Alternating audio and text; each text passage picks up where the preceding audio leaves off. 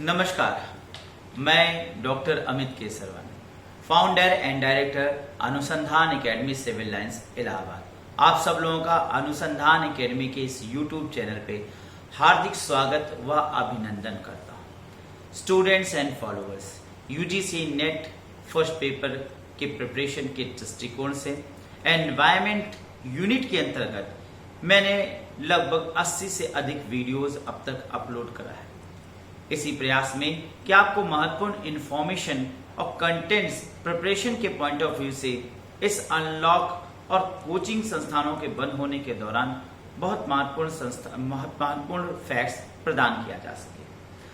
First paper के point of view से जो एनवायरमेंट में जो कंटेंट दिया जा रहा है वो महत्वपूर्ण तो है ही, लेकिन एनवायरमेंट ऐसा यूनिट है जो किसी भी एग्जामिनेशन के लिए इंपॉर्टेंट है, चाहे वो वनडेज की परीक्षा हो, एसएससी की हो, सिविल की हो, टीजीटी, पीजीटी या बहुत से ऐसे छोटी छोटी परीक्षाएं होती हैं, उन सभी दृष्टिकोण से ये महत्वपूर्ण है। मैं आशा करता हूं कि मेरे द्वारा जो भी पॉइंट्स बताए जा रहे हैं वो आपके भावी भविष्य परीक्षा की तैयारी के लिए बहुत काम आएंगे। इस प्रक्रिया में मैंने इधर तरफ आपको कई एक समिट्स, कई एक ऑर्गेनाइजेशंस के विषय में बताया, जो कि एक वैश्विक समुदाय द्वारा गठित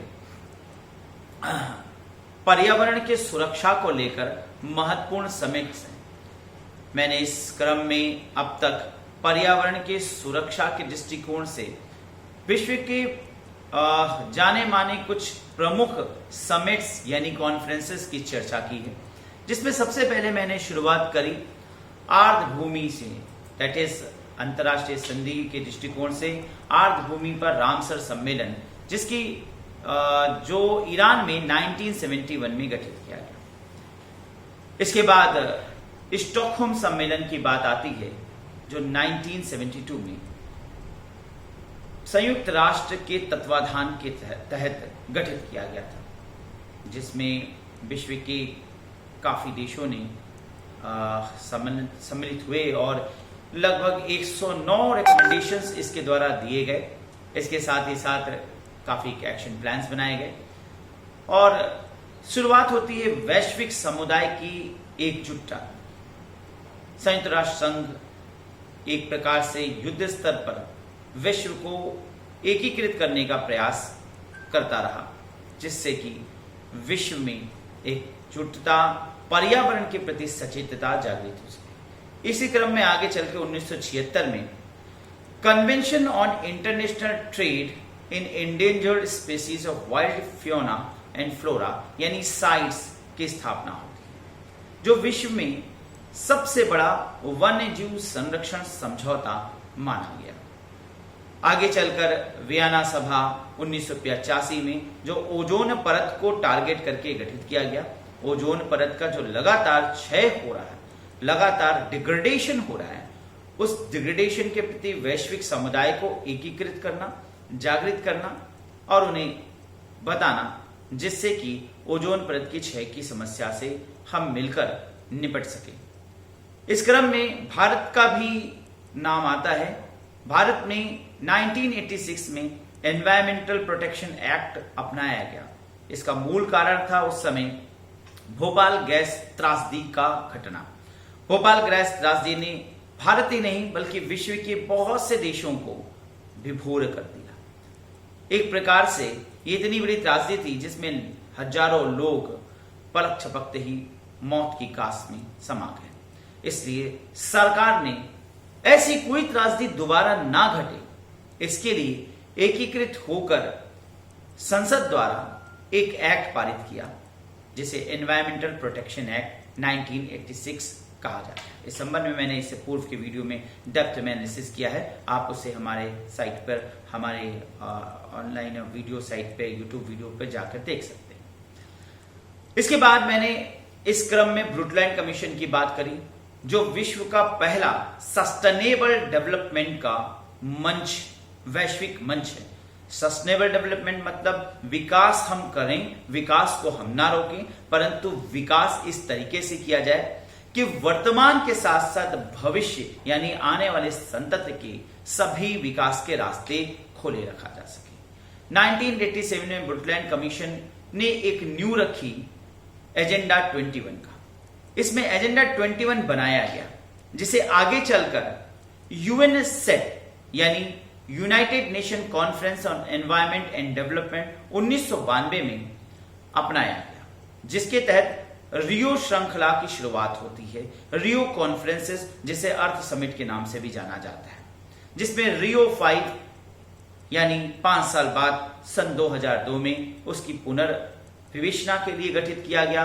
रियो 10 आगे चलकर रियो दी जेनेरो दैट इज ब्राजील के शहर में फिर एक बार रीफॉर्मेंट के लिए वैश्विक समुदाय को एकीकृत किया गया, जिसमें कुछ और बातों को जोड़ा गया, जिसमें कल्चर को भी ऐड किया गया एजेंडा 21 में। और इसी क्रम में अगले 10 साल बाद रियो की एक अंतिम अब तक हुई बैठक रियो 2012 में गठित रियो 20 के नाम से हुई, जिसमें विश्व समुदाय की प्रति ये देखा गया कि लगातार पर्यावरण के प्रति सचेतता घटती जा रही है, अतः विश्व समुदाय को सचेतना जरूरी था।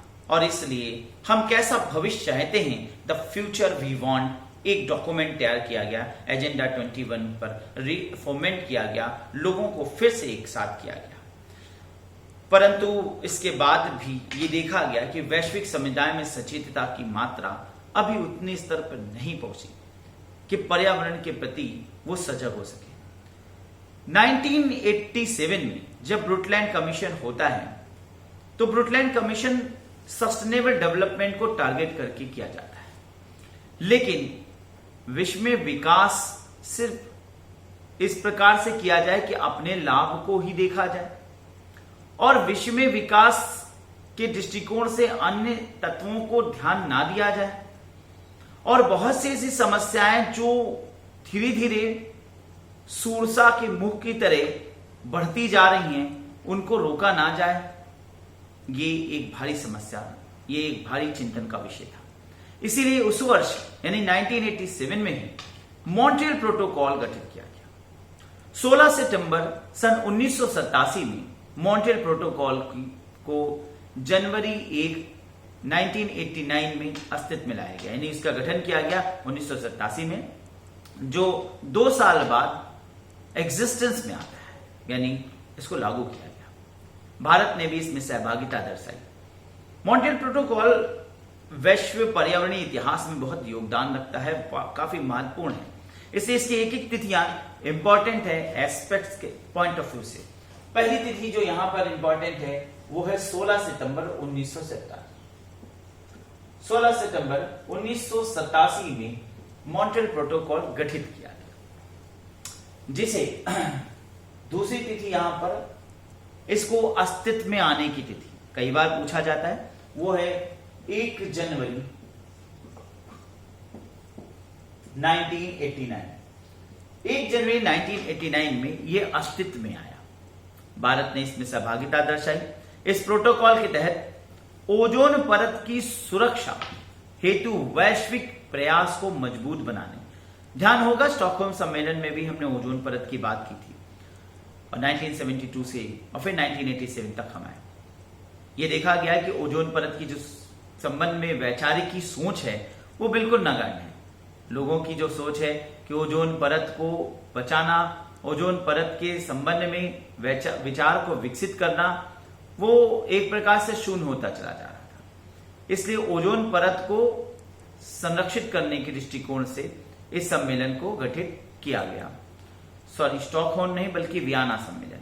हाँ, इससे पूर्व वियना सम्मेलन 1985 में ओजोन परत पर वैचारिकी विकसित की गई थी, और 1987 में ओजोन परत पर और सचेतने के लिए मॉन्ट्रियल प्रोटोकॉल। तो अगर ये प्रश्न आता है कि विश्व में ओजोन परत पर पहला वैश्विक मंच कौन सा था, तो वियना सम्मेलन था 1985। और दूसरा सम्मेलन जो वैश्विक समुदाय प्रतिबद्ध होने के लिए गठित किया गया, वैश्विक समुदाय को कमिटमेंट करने के लिए गठित किया गया, तो नाम आएगा मॉन्ट्रियल प्रोटोकॉल, जिसकी स्थापना, जिसका गठन 1987 में, और जिसे अस्तित्व में आने में 2 साल लगे, यानी कि उसके द्वारा जो बातें रखी गई उसे लागू करने में 1989 यानी 2 साल बाद पूरा। जो महत्वपूर्ण तत्व है वो है ओजोन परत। ये याद रखिएगा कि किस सम्मेलन में क्या चीज इंपॉर्टेंट है। जैसे मॉन्ट्रियल प्रोटोकॉल ओजोन परत के लिए, तो क्योटो प्रोटोकॉल कार्बन एमिशन के लिए, और वियना सम्मेलन ओजोन परत का पहला मंच, सस्टेनेबल डेवलपमेंट के लिए ब्रुटलैंड कमीशन का पहला मंच, यूएन सेट सस्टेनेबल डेवलपमेंट के लिए पहला ब्लूप्रिंट। इस प्रकार से कुछ फैक्ट्स हैं जो कि क्वेश्चंस के रूप में जरूर और जरूर पूछा जाता है। तो ओजोन परत की सुरक्षा, इसका जो लक्ष्य था वो था ओजोन परत की सुरक्षा।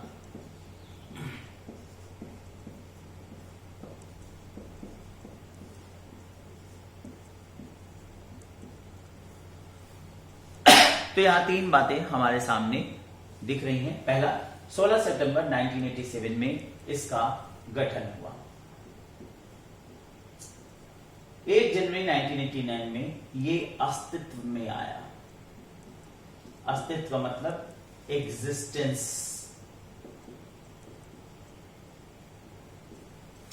और इसका जो लक्ष्य था वो ओजोन परत की सुरक्षा था। इस प्रोटोकॉल के तहत विश्व के विकासशील देशों के समक्ष विकास करने में ओजोन क्षय से संबंधित समस्याओं का मूल्यांकन किया गया।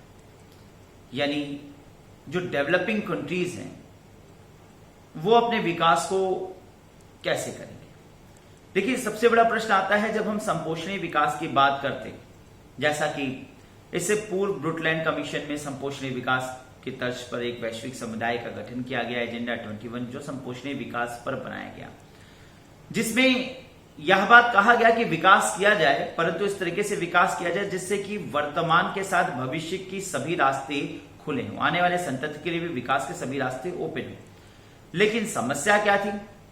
समस्या यह थी कि अगर रोक लगाया जाएगा तो विश्व की जो विकसित राष्ट्र हैं उन्होंने तो अत्यधिक संसाधनों का उपयोग करके अब तक अपना काफी विकास कर लिया है, और जो विकासशील राष्ट्र हैं उनके विकास में बहुत बड़ी बाधा उत्पन्न हो जाएगी, और जो अविकसित राष्ट्र हैं वो तो विकसित ही नहीं कर पाएंगे, विकास ही नहीं कर पाएंगे।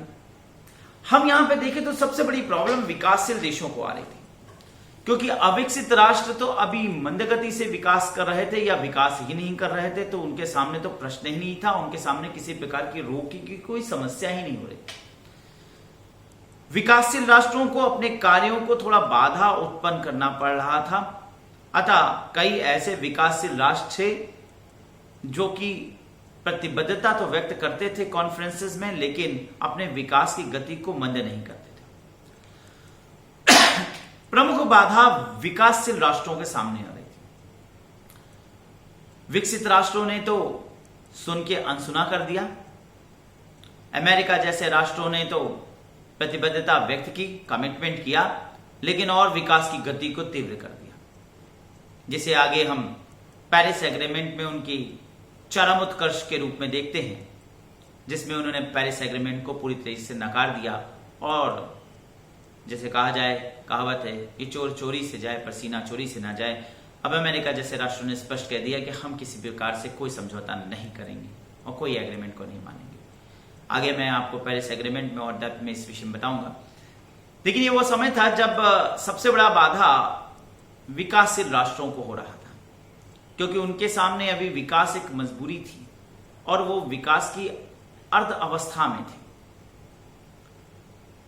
इसलिए विकासशील देशों के समक्ष विकास करने में ओजोन क्षय से संबंधित समस्याओं का मूल्यांकन किया जाना जरूरी था, क्योंकि ओजोन परत का डिग्रेडेशन, डिप्लीशन सभी के लिए चिंतनीय विषय था, चाहे वो विकसित राष्ट्र हों, विकासशील राष्ट्र हों, अविकसित राष्ट्र हों।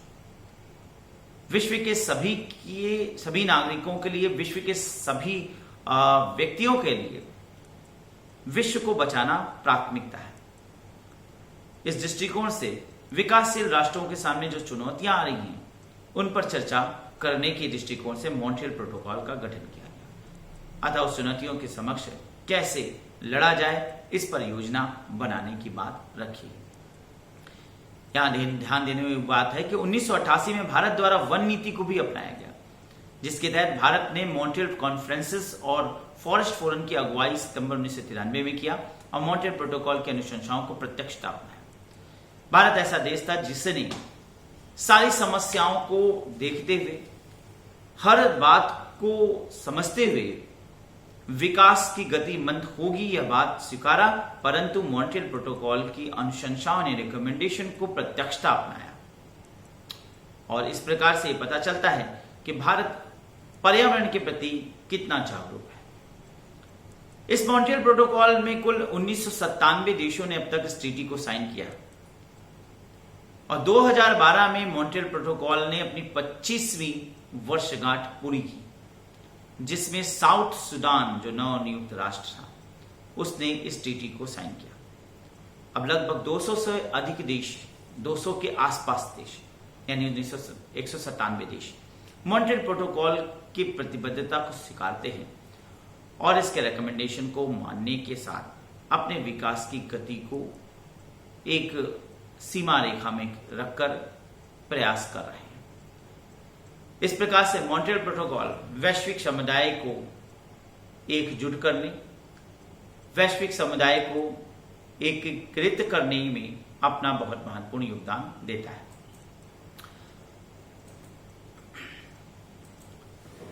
आशा है कि आज का यह वीडियो आपको काफी इंफॉर्मेटिव लगा होगा। मैं लगातार यह प्रयास कर रहा हूं कि बहुत से महत्वपूर्ण फैक्ट्स एनवायरमेंट से और हमारे बहुत से यूनिट्स जो भी एग्जामिनेशन बेसिकली यूजीसी नेट के फर्स्ट पेपर के पॉइंट ऑफ व्यू से मैं आपको प्रदान कर सकूं, जिससे ज्यादा आपका लाभ हो सके। मैं जल्दी आपसे नए और वीडियोस के साथ मुलाकात करूंगा, जिसमें आईपीसीसी, इंटरगवर्नमेंटल पैनल और क्लाइमेट चेंज, क्योटो प्रोटोकॉल जैसे मुद्दों पर भी चर्चा करूंगा। तब तक आपसे विदा लेता हूं। धन्यवाद। नमस्कार।